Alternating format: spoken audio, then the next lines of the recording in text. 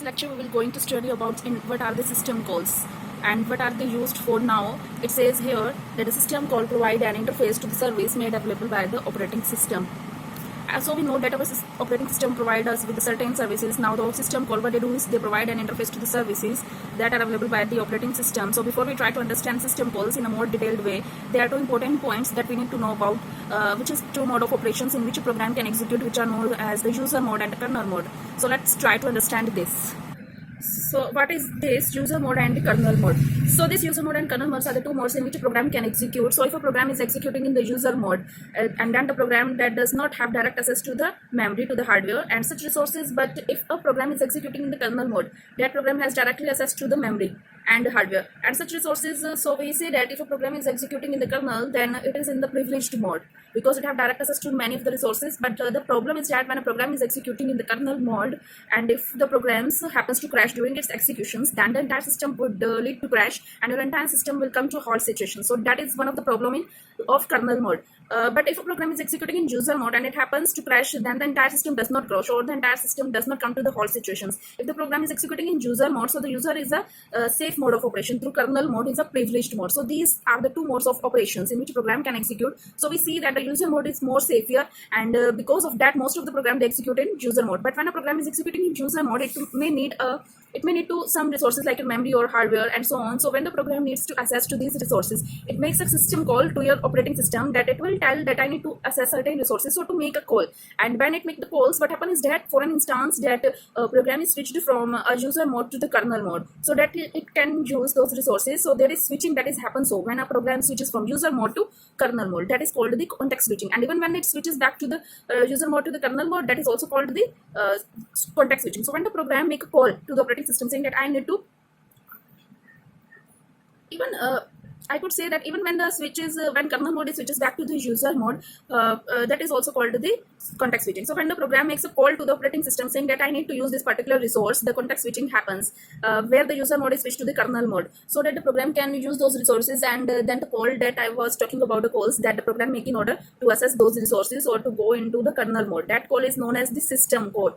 Or we can say that system calls are made by the programs when it need to access certain resources. So when a program executing in user mode, it need to switch to the kernel mode for a particular time, this system call is made. So this is one way in which we can understand a system call. So we can say that system call is a programmatic way in which a computer program requests services from the kernel of the operating system. So that is what I already told you, when it wants to request from the kernel of the operating system. So this is what I already told you. When it wants to service from the kernel of the operating system, the service would be anything like accessing some resource or something like that. So a system call is made for doing so, and these calls are generally available as routines that is written in C and C++. So in this way we can define a system call. Now in order to understand in a more clear way, let's take a simple example in which we will see how system calls are made and how the system calls are used. So let's say that we have a simple example here. Here we want to copy the content of one file to another file. So here we will see the example of a system call sequence for writing a simple program to read data from one file and copy them to another file. So here we can say we have a source file and we want to copy the content of this source file into the destination file or the output file. So we will see how the system calls are made for this simple task. So let's here there are the sequence of some steps that are shown here. First of all, in order to copy the content of an input file to an output file, we need to get through the name of the input file. So we need to know what is our input file, from where we are going to copy the content. So the first step is to acquire the input name. So we need to make a system call in order to acquire the input file name, and then we write a prompt message to the screen. That means you are displaying a prompt message on the screen asking the user to enter the name of that input file. So for writing the prompt to the screen, you need to another system call, and then for accepting the input the user gives, so for that you also need another system call. So all of these boxes, they represent individual system calls. So they all represent individual system calls. Now let's start from the beginning again. We need to acquire the input file name. So for doing that, there are two ways. One way is you can ask the user to enter the name of the input file. Otherwise, in the second option, we can display the file that we have in our system, and we can ask the user to browse through those files and select the input file using his mouse or by other clicking or pointing device. He can just select the file. So either way, for acquiring the input file name and for writing the prompt to the screen, that means asking the user please enter your input file name, and for accepting the input we need system calls. So I told these system calls are made when we want to access some resources from our system. So for acquiring the input file name, you need a system call. So for writing the prompt message also, you need to display the message on your screen, on your monitor screen. So for this also, you need the hardware, your output device. So you need a system call for accessing the hardware. And then for accepting the input, you need to take the input using either from the keyboard or the mouse. So your keyboard and mouse are the input devices. For that also, you need a system call because you are accessing the hardware, which is the input device. All right. So these are the first 3 system calls that are required for the input. Now we have got the input file name. We need to get the output file name. That means the file to which we want to going to copy the content, this destination file. So for that we need to acquire the output file. So for that we need a system calls, and then we have write the message to display on the monitor screen asking the user please enter the name of that output file. I will show here. The first step is acquire output file name. You need the output file name, and after enter the name of the output file that will be displayed that on the monitor screen. You need a system call, and then we need to accept the input. That means when the user enter the name of that output file using his keyboard, or you need to accept that input. So for accepting that input, you need another system call. All right. So moving on, now we got the input file name and also we got the output file name. Now we have to do is to open the file input file name or copy the content. Start copying the content from the input file. Start copying the content of the input file. You need to access the input file which is there in your memory. So for that you need another system call again. Now if the file does not exist, then we have to abort that. So there can be errors that can be occur in case that the input file the user entered does not actually exist in your system. If file does not exist, then you need to abort it or you need to terminate your execution. Even for doing that, you also need a system call. If the input file if the input file exists, then we create a new output file. We may find that there is already an output file with the same name. This situation may with the same name. So this situation may arise, may cause the program to abort, or we may delete the existing file. For existing file, you need another system call, and for creating a new file, that is the second option. For creating a new file, you also need a system call. Another option in an interactive system is to ask the user via the sequence of system call to output the prompting message and to read the sequence and to read the response from the terminal, whether to replace the existing file or to abort the program.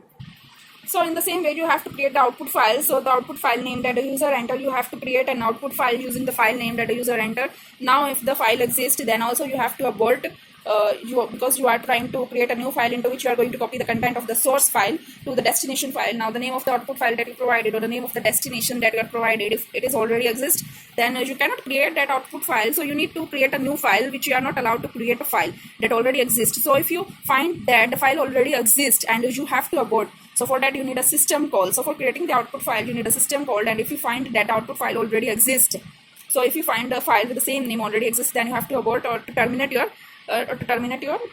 execution. So even for that you need a system call. So moving on, we were over here, and now let's say that the input file that you provided it exists, and the output file that you provided, it's a new file, and there is no other file with that same name. Let's say that everything is fine. So now we are ready to write the content of the input file to the output file. That means you are ready to copy the content of the input file to the output file. So that you need to run the loop. Until why we are running a loop? Because we are copying all the content of the input file to the output file. So we start reading from the input file and write to the output file. So this is that why we are copying the process. This process is run until the read fails. Until read fails means until there is nothing left to read. So you have to keep copying and keep writing it until there is nothing left to read from the input file. Here also there can be errors that occurs. So even if there are any errors that occurs like hardware errors or an hardware error or anything interrupt, so even for that also you need a system call. And of course for reading from input file and for writing from output file, you need a loop to the system call over here, and everything is copied from the input file to the output file, and you have to close the output file. So for closing the output file again, you need a system call, and then write to the completion message to the screen that you have displayed a message on the screen saying that the copying process is over or complete, so that you can let the user know that the copying is complete. So for displaying a message to the screen also then we terminate normally. So for terminate also we need a system call. Here we see just a simple task like copying the content of one file to another file, and also we had run a lot of system calls. So we see that many system calls were executed in the process. So for this simple task, there are a lot of system calls involved, and we may keep in mind that there are thousands of system calls that are executing per second during the execution of certain programs in your system. So system calls are being executed. So I hope you could understand what are the meaning of system calls now, and how system calls are used for performing certain tasks in your system. So for now, you must have understand now what is a system call. System call provide an interface to the services that are made available to the operating system. Those services are made available to the programs by using the system calls. So the program gives the system call wherever it need to use any of the services or resources. So I hope you understand the meaning of system calls. With that, we will be discussing more about this system calls. For example, the types of the system call. We will discuss it in another lecture. This was great to you, and thanks for watching us. And see you in the next one.